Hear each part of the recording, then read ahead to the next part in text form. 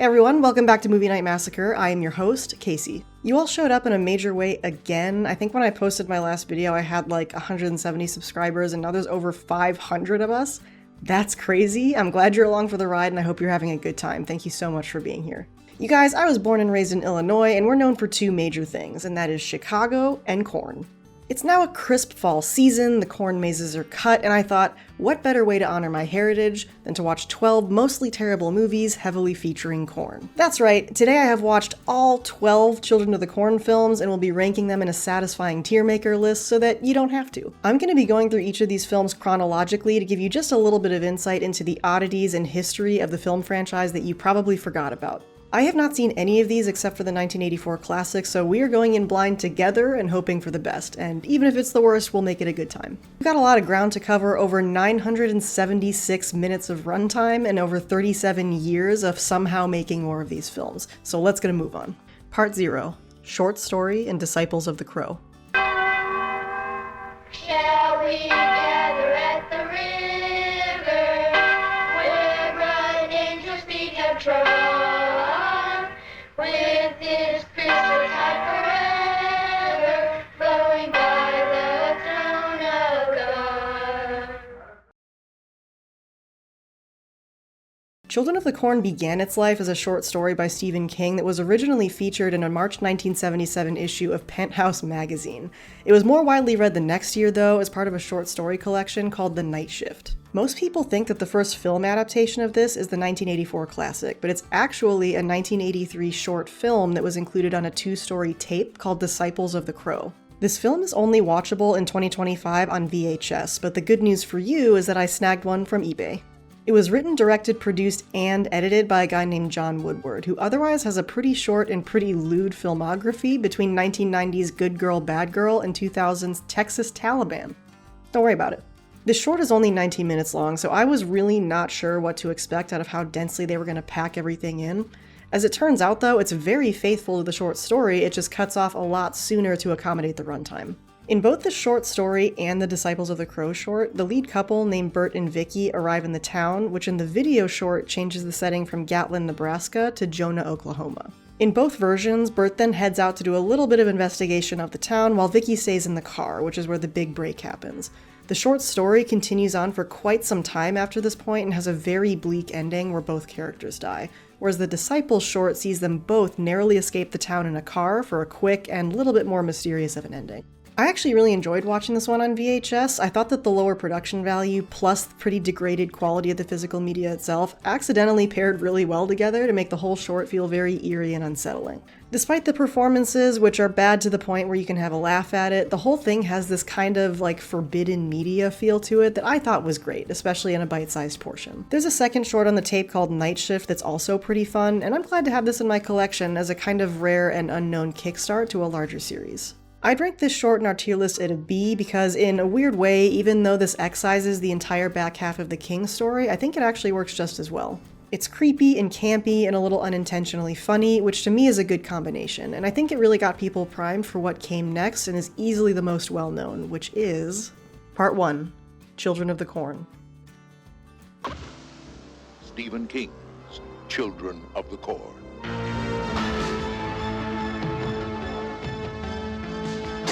Praise God! Praise the Lord!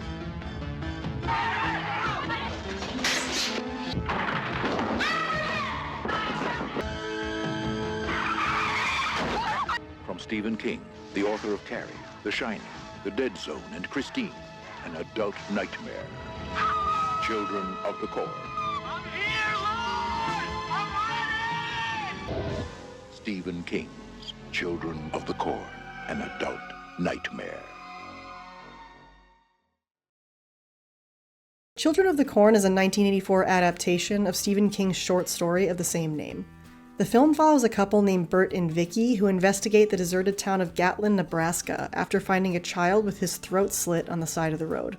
What they find there is the mysterious disappearance of all adults from the town and a community of children worshiping a mysterious presence, he who walks behind the rose.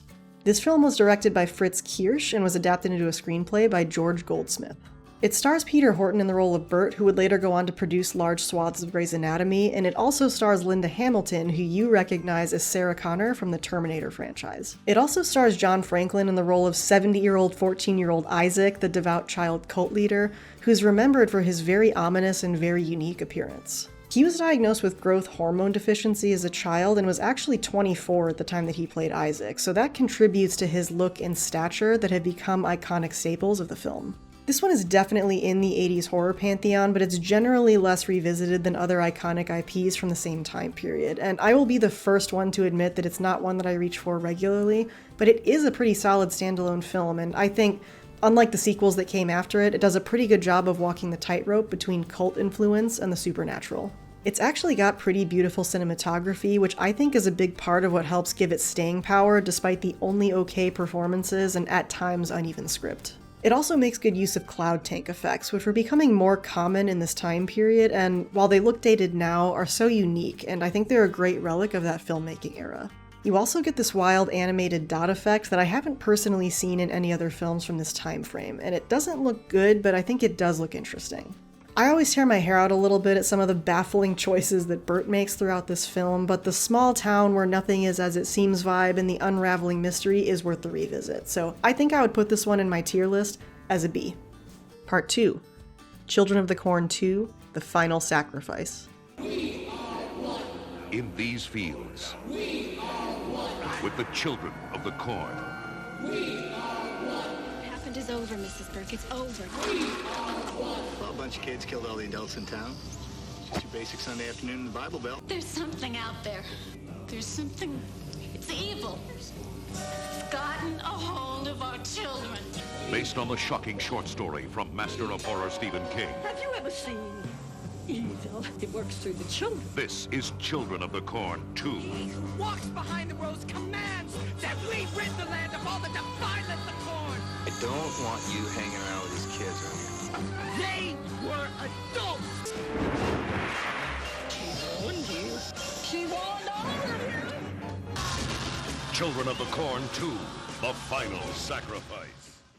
Children of the Corn 2, The Final Sacrifice is a 1993 film intended as an immediate follow-up to the 1984 film. In it, we follow a journalist's father and his ornery teenage son as he chases down the story in Gatlin, which is still reeling from the carnage of the first film. They thought the threat was over, but he who walks behind the rose and his cult followers still lurk within the corn stalks. This film was directed by David Price, who was also a producer on 1992's Leprechaun, and it was written by a combination pair of A.L. Katz and Gilbert Adler, who together would also go on to produce many episodes of Tales from the Crypt, as well as Bordello of Blood. Straight up, I really liked this movie.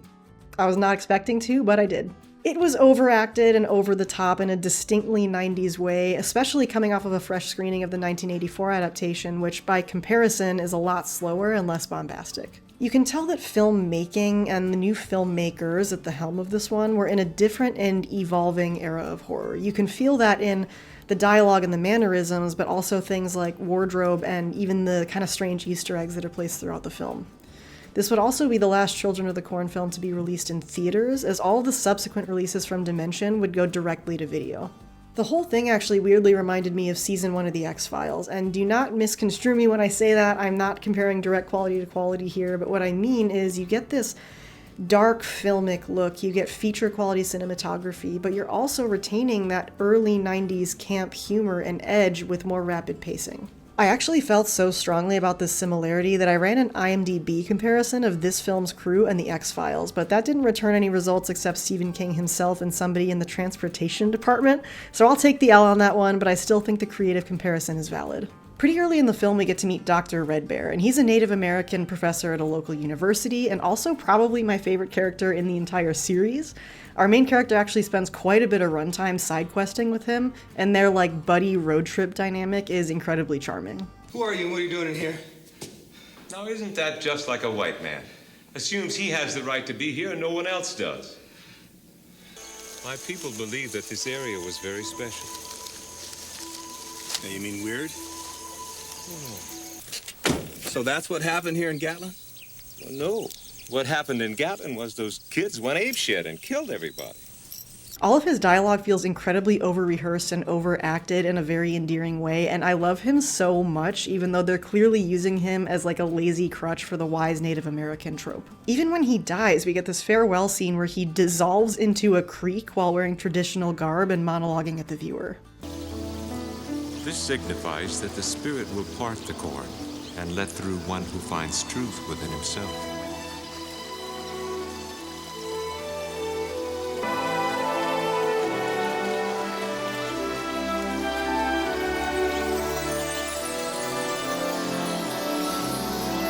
Like, give me a break, dude, come on. Something that killed me afterwards was that after he's killed by very real people with very real earthly means, the protagonists opt to immediately build a corn pyre and burn Red Bear's body like Qui-Gon Jinn before cheerfully driving off into the sunrise, which is a frankly psychotic thing to do to an active crime scene. I also cannot let this segment go by without mentioning this incredible kill where the child prophet takes control of an elderly woman's motorized wheelchair with an RC car remote, runs her in front of a truck, and then she gets smashed through the window of a bingo hall. Oh, 65.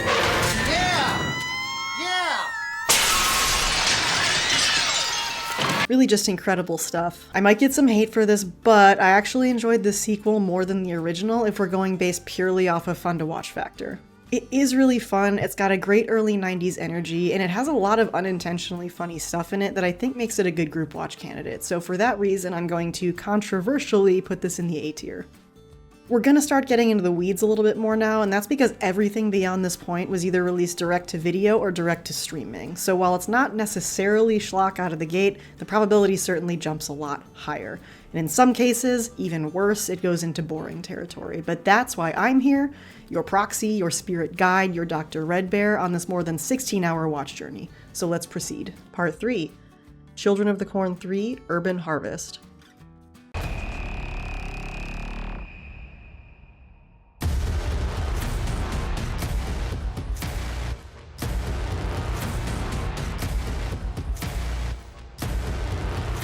Welcome to Chicago.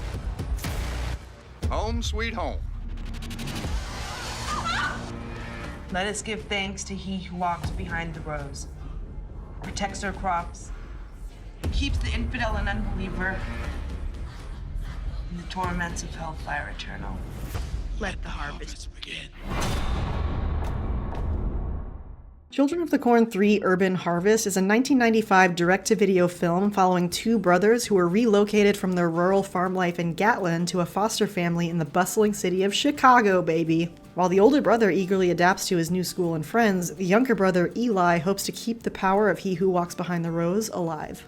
This film was directed by James Hickox, whose IMDb profile picture is a saber-toothed tiger for some reason, and it was written by Dode B. Levinson. Teen heartthrob Josh is played by Bron Melendez, who has a long resume of television character actor work, and Daniel Cerny plays the deranged kid brother Eli. We also get a cameo appearance here of Michael Ensign as the school principal, and you'll recognize him from things like Titanic, War Games, Ghostbusters, and Pink Floyd The Wall. Right off the bat, this film is a big and kind of ambiguous departure from the first two films when it comes to what kind of supernatural powers the child prophets have, as well as he who walks behind the rows. The kid brother, Eli, who's this film's stand-in for Isaac, seems to have potent psychokinetic and telekinetic abilities, which makes him incredibly OP compared to his predecessors. He can make people hallucinate things that aren't there, he can transmogrify corn kernels into cockroaches, he can create prophetic crayon drawings to carry out his bidding, and he can animate supernatural corn that he's growing in an old factory to capture and kill invaders. The first two films obviously had supernatural elements to them, specifically in reference to he who walks behind the rows, but the child prophets always rode a finer line of being regular human proxies who were just doing the bidding of a creature and having supernatural abilities of their own. Part of what makes the 1984 film so intriguing the first time you watch it is that up until the final act, they play it pretty straight as like a violent cult situation where Isaac has invented he who walks behind the rows as a tool of fear to control his followers. It's really only after we see the earth displace and we get that animated dot effect that we know for certain that supernatural forces are at play and not just psychological. I kind of feel like once that cat was out of the bag, the sequels could no longer rely on the suspense of the unknown, so they entered a cycle of constantly trying to one-up and reinvent the big bad of he who walks behind the rows. So that's when we get wacky with things like Eli's powers and with the physical manifestation of He Who Walks Behind the Rose, and we will certainly get to that in a few minutes. We do benefit from those reaches on premise though. There are some fun and funny moments in this film, they're just nested in what I think is pretty frustrating story progression. One of my favorites is this intensely 90s scene where the older brother Josh picks up a basketball for the first time after he's pushed into playing and ends up schooling all of the locals out on the court. You got game? A little. All right.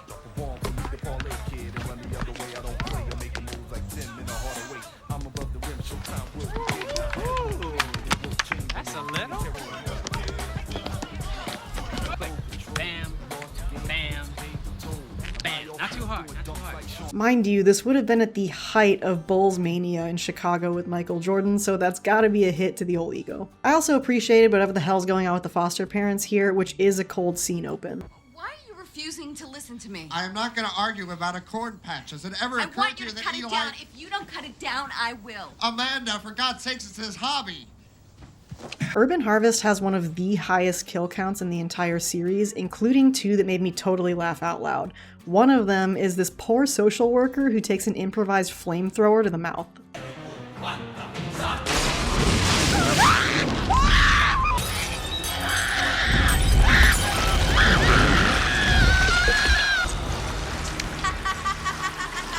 And the other is Josh's friend Malcolm, who gets this awesome prosthetic beheading in a cornfield at the hands of a reanimated alcoholic scarecrow. What the hell's happening?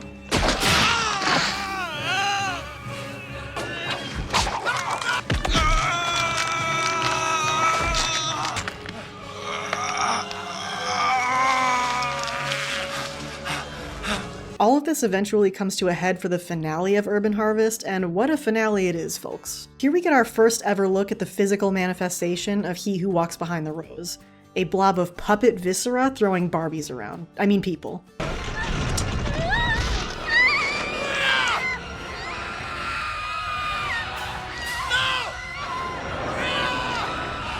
This scene has a pretty huge and violent kill count, including an uncredited cameo from someone that completely blindsided us, and that was 20-year-old Charlize Theron. We actually stopped the screening dead in our tracks to rewind it just to be sure. The fireball and creature effects here are charming, albeit dated even for 1995. They're just objectively not well executed, but it's tough to be hard on them knowing that it was such an ambitious script beat.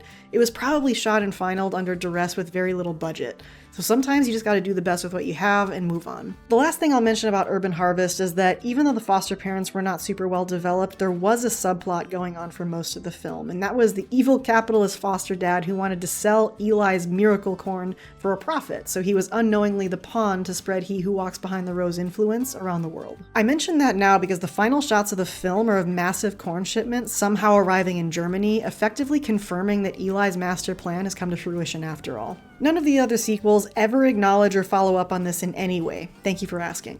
I may have just accidentally made this movie sound good to watch, which it is not. It is mostly dull, punctuated by occasional oddities like some of the clips that I showed. But those oddities and the charming effects that they had at the end are worth something in this godforsaken marathon. So for that reason, we're going to put Urban Harvest in the C tier on our list. Part 4. Children of the Corn 4, The Gathering. From the world of Stephen King comes the darkest mystery of the year. You and I both know there's nothing to be afraid of, right? I'm not afraid of anything. Of an evil set upon a small Midwestern town. Grace, I'm hot. It did something to him. The fever. And a young medical student who must solve its mysteries. Now, the secret of the force behind the terror will be revealed.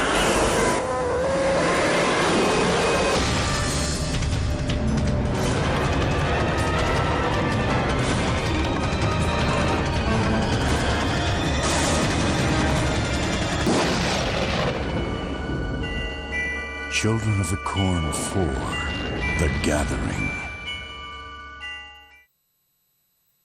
Children of the Corn 4: The Gathering is the 1996 direct-to-video entry to the series following a young medical student named Grace as she returns to her rural Nebraska home to help her agoraphobic mother raise her much younger siblings. This was directed and co-written by Greg Spence, and he was joined on the script by writer Stephen Berger. It stars Naomi Watts as the lead protagonist, as well as Karen Black in the role of the mother, and I absolutely love her from her previous roles in Auntie Lee's Meat Pies, Out of the Dark, and Haunting Fear. The word I would use to describe this movie is bleak. There's not really any intentional or unintentional comedic reprieve, and there's not a lot of coziness. It's just kind of an onslaught of unfortunate events and misery, and I guess you can put that on the dust jacket if you want. Even though it's released in 1996, it has a lot of qualities that I typically attribute to horror from the mid to late 2000s, and what I mean by that is that it joylessly takes itself incredibly seriously and relies on cheap jump scares at a much higher rate than its predecessors. This includes stuff like spooky, scary scenes that all turn out to be a dream, which happens 5 separate times in 85 minutes. Even the big bad in this one is ambiguous for almost the entire film, up until about 30 minutes left of runtime when we get an almost comical exposition dump from 2 very convenient old ladies who only exist to explain the plot. There are at least a couple interesting effects in this one, like this hand and sickle that come up out of a latex pool of blood. I just wish there was more of it because it would have made this grim slog a lot more bearable.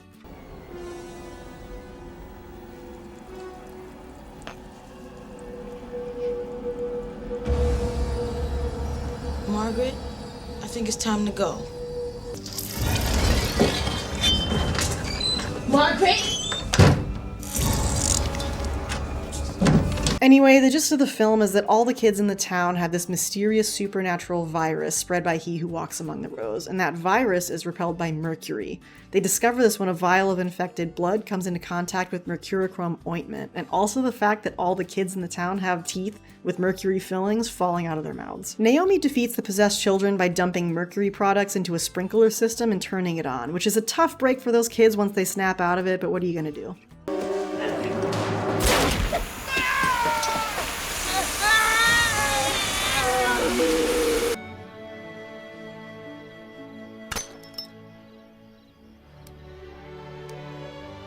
And this? You broke a thermometer in my hands. Somehow, even that batshit conclusion was made grim and dull, and I think that speaks to the overall quality of both the script and the film, despite the good performances. So, because they couldn't even make spraying possessed farm children with mercury fun, I relegate Children of the Corn 4: The Gathering to the D tier on our list. Part 5. Children of the Corn 5: Fields of Terror. Where are we? You're on private property. Town's about a mile that way. Is there a tow truck service? Nope. We're also looking for some friends in a convertible. We don't get a whole lot of tourists in here. They've been told to leave. I want you on that 8 a.m. bus out of here. You got it? But someone doesn't want them to go. No! And for them to stay alive, they must discover the secret of this town's dark mystery and look evil in the face.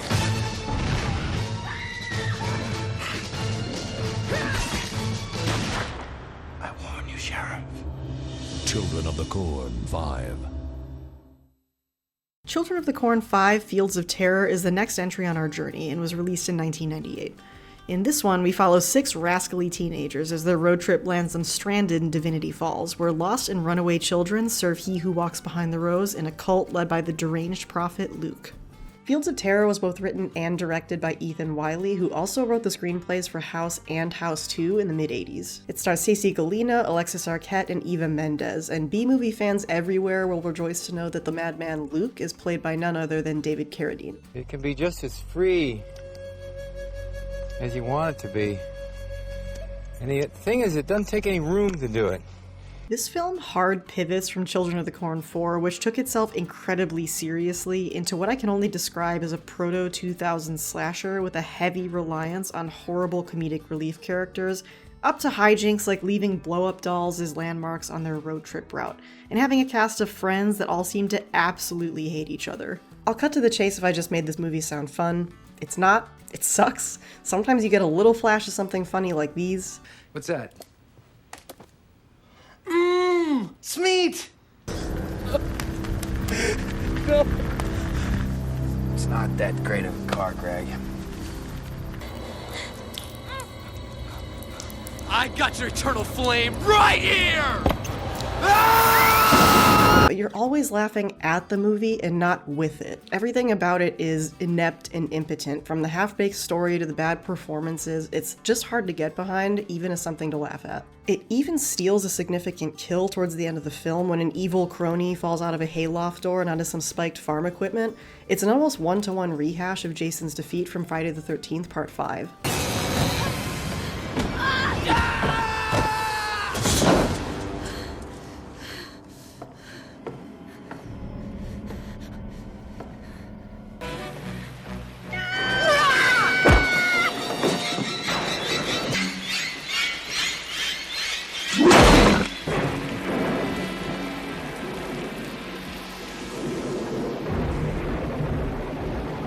Speaking of Friday the 13th, this one actually did have a fun little cameo in it, and that's Kane Hodder as a bartender. He played Jason in Friday the 13th Parts 7, 8, 9, and 10. My review of this film is that it sucks. It just has very little to offer, either as a Children of the Corn entry or a standalone film. Because of this, Children of the Corn 5 Fields of Terror gets the esteemed honor of being our very first film in the F tier.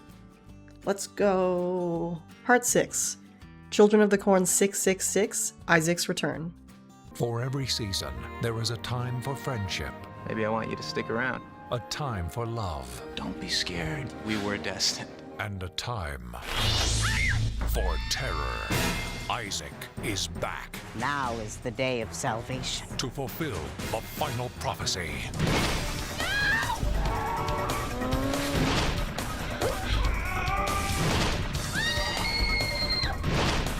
Finish it. Don't be afraid.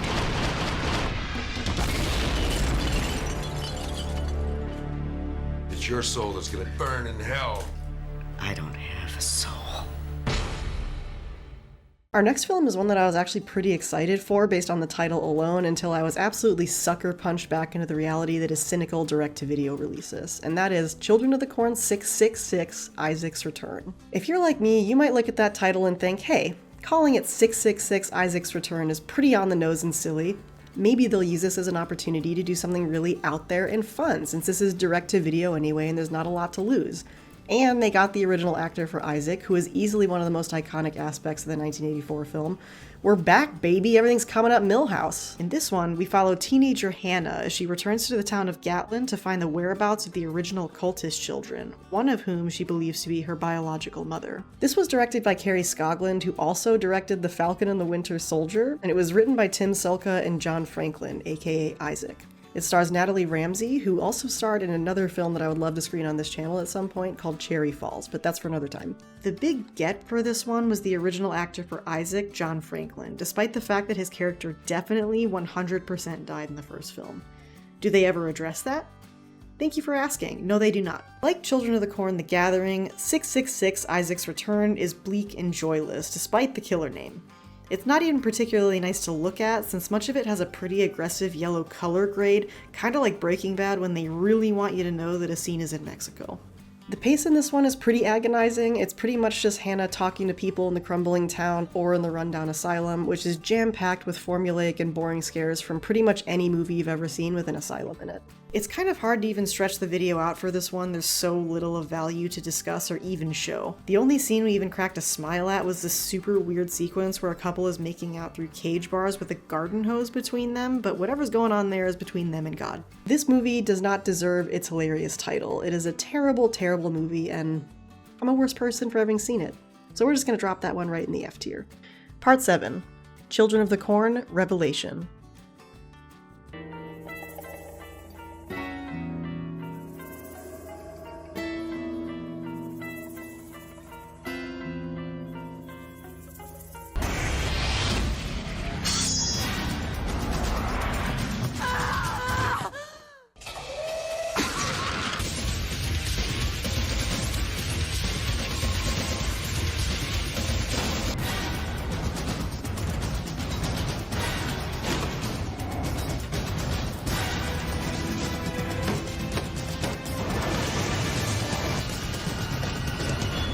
She's dead. Probably not gone. Next up, we have 2001's Children of the Corn Revelation, which is equal parts frustrating and strange. This one was directed by Guy Magar, who also directed The Stepfather 3, and it was written by S.J. Smith, whose only other credit is the story for Silent Night, Deadly Night 4, Initiation. The cast for this one is a little larger, and it stars Claudette Mink, and the leading role is Jamie, as well as a supporting role for Michael Ironside as the priest. You're going to recognize him from Starship Troopers, Top Gun, Total Recall, Scanners. Don't ask me why he agreed to this film. Revelation follows Jamie as she tries to find her missing grandma at her rundown condo in desolate Omaha, Nebraska. The condemned building still holds many wacky tenants that she meets in her adventures, and of course, many spooky, scary children with haunted house makeup on. I'm just gonna get out ahead of this and say this is not a good movie, but coming off the hot garbage that was the last two films, this one at least has some memorable moments and is a fresh direction to move in, even if it's not 100% successful. A lot of the scares in this film revolve around two ghostly children who don't just haunt the condo, but they also seem to follow Jamie to the local grocery store, which is where one of my favorite interactions of the film takes place. Jamie tries to benevolently show them how to play a House of the Dead cabinet, and they shove her aside to show her how it's really done. You wanna play?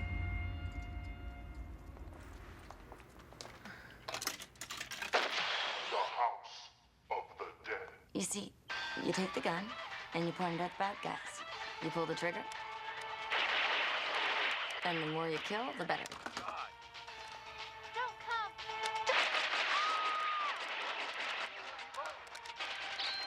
This comes up again later in the film when Jamie distracts the girl with a game on her phone, effectively turning these two specters into proto-iPad babies who can be thwarted by a game of Brick Breaker. The condo tenants themselves are quite the rogues gallery, so here's the quick rundown. We've got the stoner who barbecues on the roof by absolutely torching every piece of food he puts on the grill, the stripper from a local club who, for some reason, seems to have it together way more than anyone else in the film. I'm not even sure why she's in this dump, to be honest. The elderly mega-misogynist who hates everything, even himself, and the tweaked-out Vietnam vet who has a whole vegetable grow operation in the basement.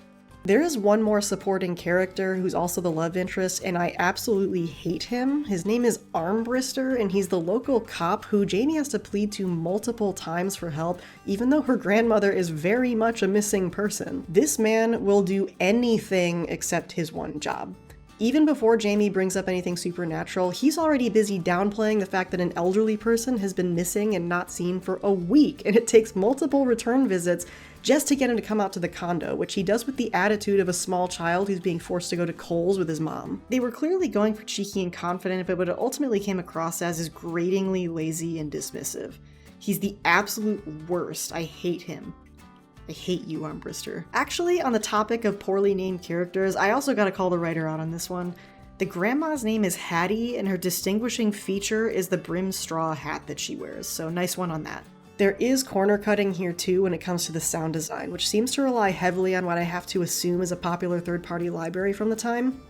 The sounds that they're using for things like supernatural ambiance and stingers are definitely sounds that I've heard a lot before on shows like The X-Files and Buffy the Vampire Slayer.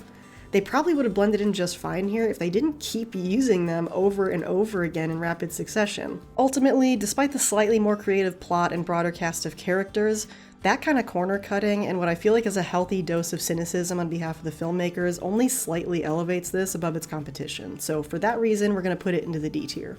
Part 8, Children of the Corn, 2009.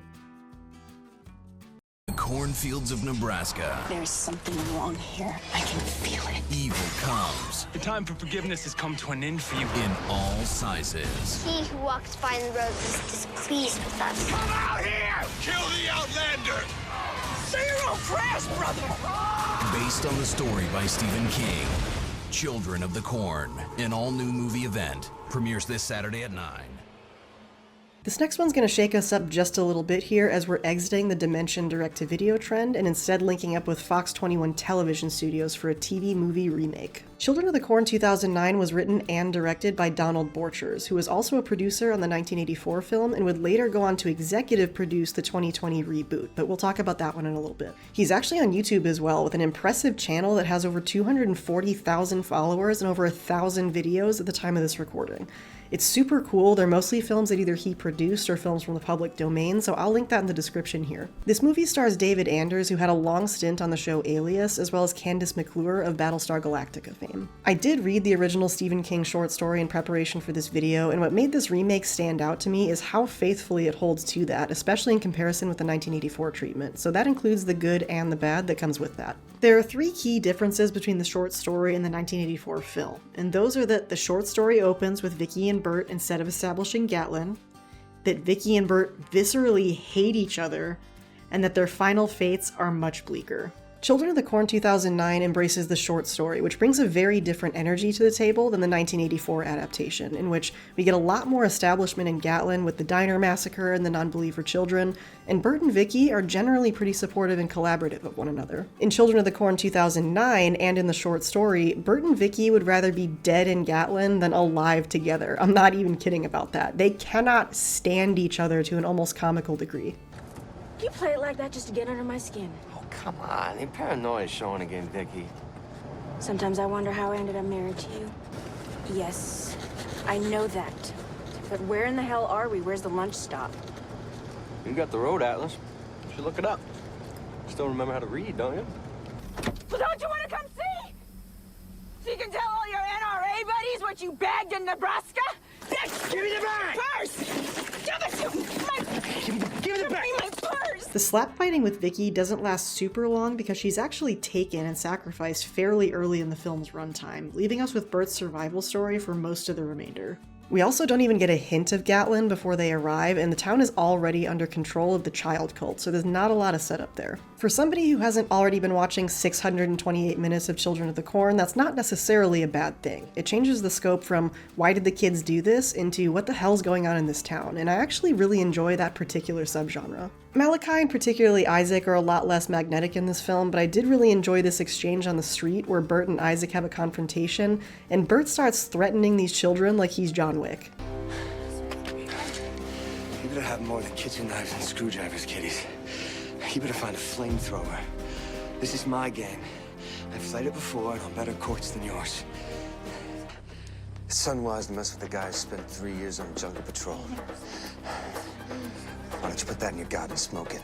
The performances for Bert and Vicky are pretty good, if not over the top at times, and the kids in the cast are serviceable. It's notoriously really hard to cast and get good performances out of children, so all in all it was working reasonably well, except for whatever this was. I was back there walking up the road looking for the scent of more of his footprints. Only I didn't see any footprints because the ground was all hard and powdery. And all of a sudden it got dark on my one side, and I looked over and it was like the sun was out on that side. Have you ever had a dream that you once? Oh, and that bleak end to the film that I mentioned earlier? Yeah, there's no happy ending here for Bert, Vicky, or the town of Gatlin, but that's okay. Not only was that faithful to the short story, but sometimes bleak ends are a part of horror and they're a part of life, so I like the choice. For its commitment to the bit on the source material and the unintentionally hilarious hatred between the two main characters, I'm going to give this one a high mark of a C, which is ahead of the curve for most of the films in this marathon, which means it's only uphill from here, right? Part 9. Children of the Corn Genesis. I'm so hot. And not in a good way. Hi, we both know you have a phone. I know you want me to think it's the kid that's somehow doing all this. You saw the tape. I don't know what I saw. He who walks behind the rose. We don't even know what to watch for. Everything. Try and stop us. Hello! Look over here!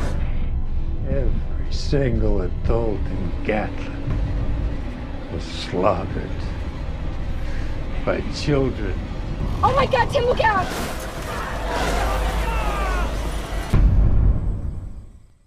The next film on our journey is Children of the Corn Genesis from 2011, screaming in at 81 minutes as the 6th entry in the Dimension Extreme DVD label. It was both written and directed by Joel Soisson, who was also a producer on Children of the Corn Revelation, as well as Bill and Ted's Excellent Adventure and some of the worst Hellraiser movies. It stars Kellen Coleman, Billy Drago, who was also Papa Jupiter in the 2006 remake of The Hills Have Eyes, and Dwayne Whitaker, who was Maynard in Pulp Fiction. Children of the Corn Genesis follows Tim and his pregnant girlfriend Allie after their car breaks down on a lonely desert road. After discovering a small home and seeking shelter with its strange residents, they find an imprisoned child in a small shed and are determined to rescue him. In comparison with the other films in the series, this is much more of a bottle story, in that it takes place almost entirely in one small, desolate desert house and it's shed out back. It also involves close to no corn, which is an interesting choice for a Children of the Corn movie. Okay, so listen.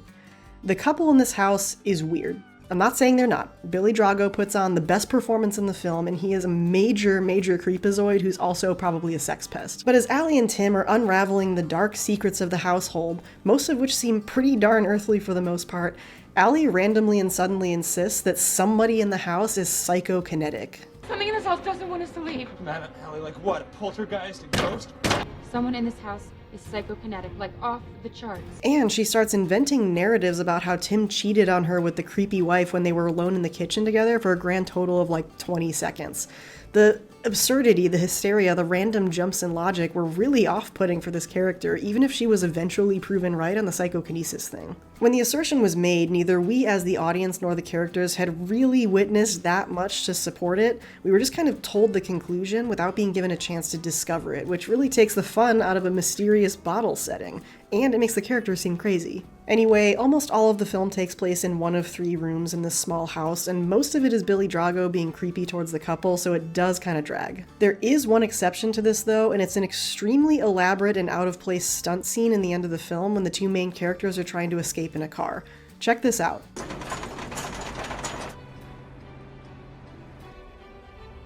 Oh my god, Tim, look out! Oh my god! Ah!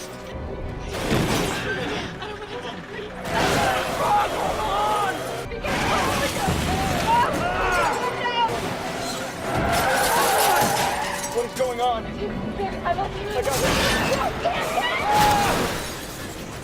That looked really expensive, right? That looked actually way cooler and more developed than any other scene, right?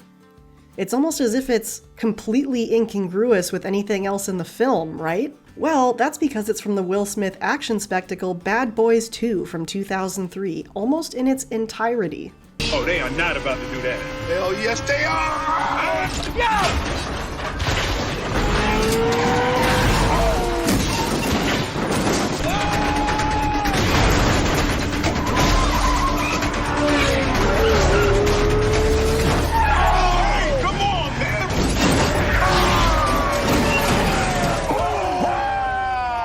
That's right, the most interesting scene in the film wasn't even theirs. It was licensed from Columbia Pictures and Sony. They're pretty shameless about it too. They did shoot some of their own clips on a highway and it's bordered by trees, the truck is blue, and there's a whole slew of cars on the back. Then 2 seconds later, we're on a high overpass, there's no trees, the truck has turned red, and none of the vehicles match continuity. I can only imagine the studio meddling that went into a decision like this, especially considering that it was supposed to be a low-budget rights retention film that was not otherwise courting action fans. So if anyone who worked on it is watching this video, please email me and answer, why did you do this? Last, because there's just not that much to talk about on this film, I wanted to point out that this is the only time I've ever seen an exterminator credited on a feature. I'm trying not to think about the implications of that on the poor cast and crew at these locations. Overall, in a weird way, I actually feel like I would have been more receptive to this film if it wasn't billed as Children of the Corn. If I saw this movie by itself on some late night station and it was some generic, unattached name with no expectations linked to Children of the Corn, I would have still found it middling, maybe even bad, but an unoffensive way to kill an hour. But as a series entry, you do go in with a certain amount of story continuity and structure expectations that simply are not met here, because it was a rushed project that may have even been a different script hastily retrofitted into what it became. I don't actually have evidence of that, that's conjecture on my part, but I have seen this song and dance enough to be able to recognize some of the flags. Because I saw flickers of interesting performances in what could have been an average non-Children of the Corn movie, I feel like I can't give this one a completely failing grade, so instead, I give it a D. Part 10. Children of the Corn, Runaway.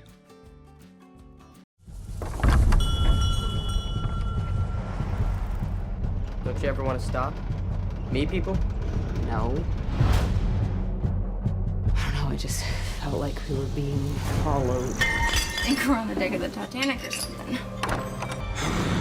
Who's in there? I bet you'd kill to have a normal life. Yeah. There's someone in this town. She's gonna do something terrible.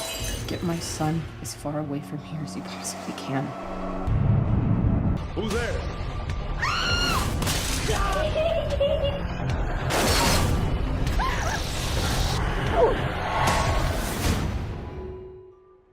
We are in the home stretch now, guys. There's only 2 left before we're free of our shackles, and the next stop on our journey is Children of the Corn Runaway from 2018. It follows single mother and cult survivor Ruth and her teen son Aaron as they struggle to hold down a home from town to town. When Ruth finally lands a job at a mechanic at a small auto shop in Oklahoma, she must finally fight the cult's presence that has been following her. This film was directed by John Gulager, who previously did Piranha 3DD, and it was written by Joel Soisson, who you'll recall was the writer and director on our previous film, Children of the Corn Genesis. It stars Marcy Miller, who's been on 453 episodes of Days of Our Lives, Jake Ryan Scott as the teenage son, and Lynn Andrews III as Carl, who's the auto shop owner / ethically bankrupt love interest. Like most of its predecessors, this one was direct-to-video and digital platforms, still produced by Dimension, but this time distributed by Lionsgate for the first and last time. Right off the bat, they start setting up the misery that is the lives of this mother and son, who are homeless and nomadic, surrounded by seemingly constant apathy and disdain from others. This is one of the first scenes in the film, and it's the son in a seedy motel room next door to this specimen.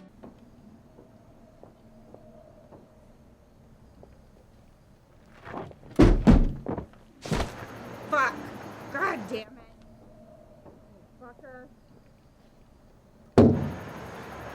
Long story short, they arrive in Oklahoma and Ruth manages to land a gig with Carl at his local auto shop. She's apparently some kind of mechanical whiz, even though that was never established previously, kind of in that way that horror movies tend to lean on the I'm not like other girls trope. They kind of ham-fistedly pay homage to the 1984 diner massacre scene inside the restaurant across the street, but as with many things in this time period for horror, it's of course a dream sequence that's not really of any consequence, except to inform the viewer that, as a cult survivor, she sometimes has hallucinations or flashbacks. The big bad of this one is of course a child, but this time is less of a prophet of he who walks behind the rose, and is instead more of a violent specter to scratch the direct-to-video itch of, ooh, scary little kid. There was one funny moment that blindsided me when Ruth took her son to the local school to enroll him in classes. This film takes place in a small rural town, and while the locals have been established as being maybe a little grumpy and ornery, nobody has been violent or even particularly aggressive up until this point. Until we get to this unhinged school principal who out of nowhere gets intensely racist. If you want to shack up with that colored boy, that's your business. What are you saying? I'm saying that maybe you should think twice about setting down roots here in Luther. Maybe you should just take your little circus of crazy and hit the road. I cannot stress enough that nobody else in this town behaved this way. It was so random and heavy-handed. Anyway, they try and shoehorn in a romance with Carl, which also felt incredibly random and had no build, especially considering that he just begrudgingly hired her a few days ago and doesn't even seem to particularly like her as a person. This collapses just as suddenly, though, when her son comes home and finds them and she asks him to leave, which is pretty reasonable, right? Wrong. He immediately goes back to hating her and treating her like garbage, and when confronted, he has the audacity to pull the "you work for me" card as if that's some kind of debate high ground when he's the one in a position of power. That kind of bothered me, because even though it's clear they're setting up Carl to be a bad guy to be killed, the film seems to also place equal blame on Ruth for either being naive or complicit or maybe both. I just feel like she's acted reasonably and normally up until this point. I don't know, the both sides feeling that the storytelling had to it just really rubbed me the wrong way when I felt it was clear that that relationship was inappropriate, and then it was used as leverage to fire her from her job. I'm dumping on Carl a lot here because he deserves it, but I do want to say that I think his actor, Lynn Andrews, delivered what's probably the best performance of the film. It's a little over the top with the dourness at times, but I think he did a good job, and I found myself drawn to the character even though he sucked as a person. In a film that's otherwise frustrating and boring, I just wanted to highlight something good. The whole film in general, like Genesis, feels very detached from the foundations of Children of the Corn as a franchise, which makes sense when you learn that Dimension only pushed this out as a means to retain the rights. At a certain point, though, you have to wonder why they even put effort into retention versus fire sailing it. Their stewardship of the entire franchise has been completely neglectful. Runaway is agonizing, even at just 82 minutes, and now we're all burdened with the knowledge of it. So for that reason, it'll be the third film in our F tier. Part 11. Children of the Corn, 2020. Prepare to witness the horrific rise of the next generation of evil.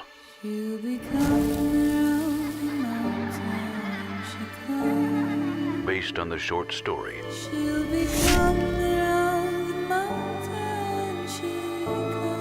by Stephen King,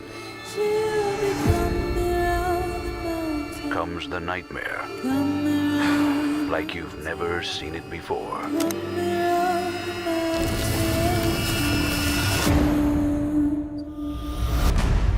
Children of the Corn.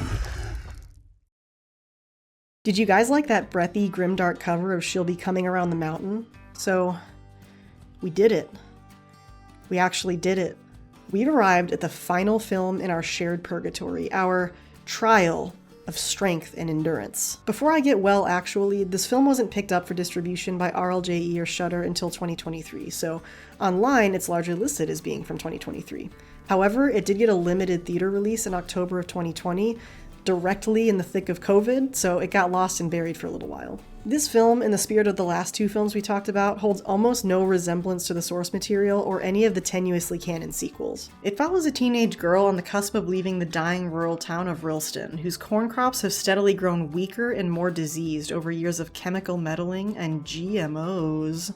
When the adults decide to demolish the diseased corn to take advantage of government subsidies, the town's children have already been bewitched, and he who walks behind the rows will stop at nothing to protect it.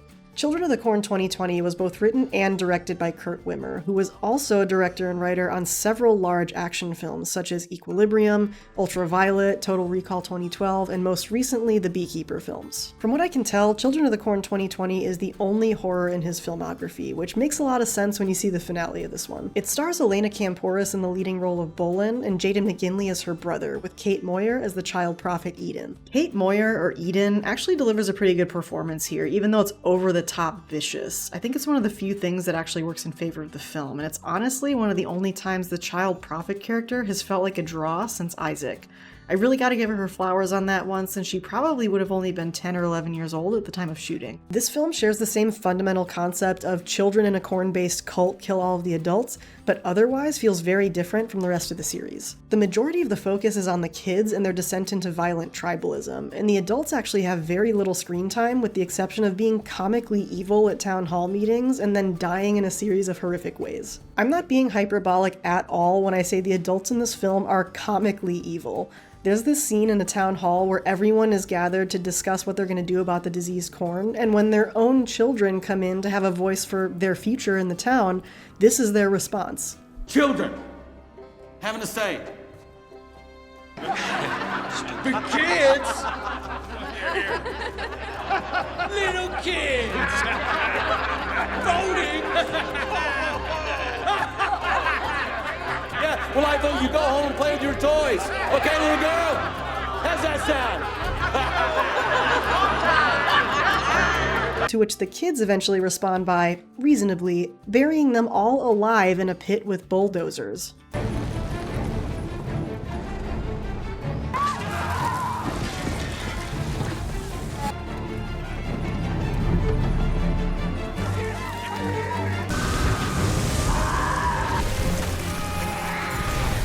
The plot in this one has some weird idiosyncrasies, like how Bolin almost exclusively mourns and criticizes the acts of the children, but is still trusted and treated as one of them. I was never really clear on the reasoning for that for the entire runtime. There's also a sloppy Chekhov's gun setup in the first act where the children are destroying a car parked in the middle of a cornfield, and when the teen boy who owns it discovers them and makes them stop, he's asked, "Why did you park it in the middle of a cornfield?" And he just says, "I can park it wherever I want," which is not really an answer, and then it's never spoken of again until the main characters conveniently use it to escape during the climax of the film.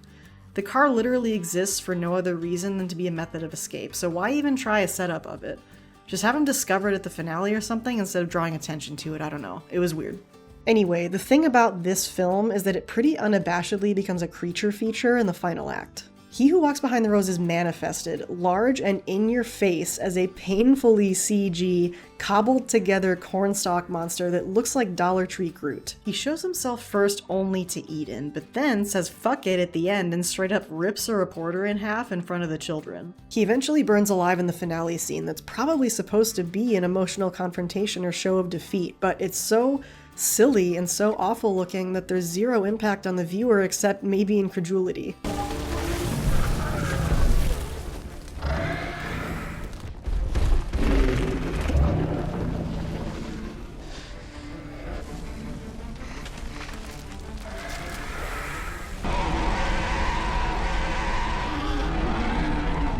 On the level though, I'll say this. Outside of YouTube, professionally, I'm a VFX artist, and more specifically, I work in CG. Which I know, you can send your hate mail to P.O. Box 80. The VFX in this film were done by Digital Domain, which is a very established and very talented company that I respect very much. They've been doing AAA film and television since 1993, and undoubtedly you've seen their work on your screen many times without ever knowing it. CG is everywhere in modern film, and much of it is done at such a high level that it's invisible to you as the viewer. And when it's not, because it's something fantastical or otherworldly, it can be very immersive and beautiful. But as with all things in life, with great power comes great responsibility. My point in this little sidebar is just to say that whenever I dog on VFX on this channel, it's almost never directed at the artist behind the screen. Sometimes it can just be a case of bad artistry. It happens. The majority of the time, though, we're talking about high-level professionals who are putting a lot of care into it, but they have their hands bound by unrealistically low budgets, by rapid turnaround schedules, and the absolute worst, which is bad direction. Is some of the CG bad in Children of the Corn 2020? Absolutely. We laughed at it several times. Should that then color your opinion of CG as a filmmaking tool or an artistic discipline, or even the person behind the scenes who did the best with what they had? I don't think it should. And this is a nuanced subject that's very near and dear to my heart for obvious reasons. I would like to dig in this more in detail in the future on this channel, but for now, we gotta get back to the corn cult. This film has a decent start, a bad middle, and a terrible end. There are a few good performances peppered in with the sea of bad, and it maintains a very fast clip in the edit, which I think can be a little divisive between modern and legacy genre audiences. While I do appreciate that this didn't feel like as much of a cynical rush as most of its predecessors, this is still not a good film, and it's not worth your time. It's just a rung above the worst of the worst, and that does bring our final film to a score of D. When I had the idea for doing a tier maker for this video, I had only ever seen the 1984 film. I hadn't read the short story, and I hadn't seen any of the other movies. So I did expect a downward trend, but I did not expect 7 out of the 12 films to all be in the D or F tier. But that's why I laid my life down on the line for you today. My word for this franchise that you've probably heard me say a lot in this video is cynical. It had a decently strong start at the beginning of its life, but despite the efforts of many different directors and writers and production companies, it really only nosedived into release after release of rushed crap for legal purposes. I was really hoping for some invention here, someone who's willing to take a risk and go out there to make something weird, even if the studio just saw it as a figure on their returns. But unfortunately, we never really get there. There are some unintentional laughs, but if this video made you think that this series would be good for group watches or whatever, just know that I've already shown you the best parts. Of the batch, I think I'd recommend 1 through 3 and maybe the 2009 outing, just for comparison with the short story. Everything else, you can kick it to the curb and not really be missing anything. Guys, even though this franchise is pretty much dog water by any metric average, I did have a really good time putting this video together, and I would absolutely do it again. So if you liked what you saw today, please like and subscribe, and then also drop a comment with what series you'd like to see broken down and ranked. I really appreciate everyone sticking around and hopefully having a good time today, and for the continued support for a new channel. If I can make you laugh or discover something new, then the time and effort is worth it. Thanks again, and until next time, stay safe and stay spooky.